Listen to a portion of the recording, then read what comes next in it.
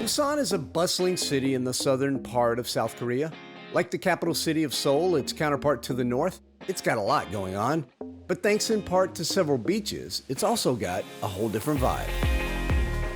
The east side boasts modern skyscrapers, apartment buildings, and hotels, while the west side is the colorful and traditional old section, once settled, at least in part, by refugees of the Korean War.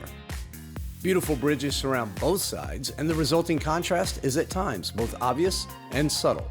Indeed, no visit to South Korea is complete without experiencing Busan. As I said, Busan is big, so let's get busy. It's time to get to know Busan, South Korea. This is Raw Travel, and this is Busan.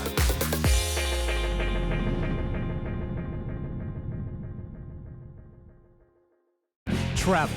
For some, it's a luxurious escape, or maybe an adrenaline-filled adventure. But if you're like me, it's a precious opportunity to discover and to give back. It's time to get real. It's time to get raw. It's time for Raw Travel.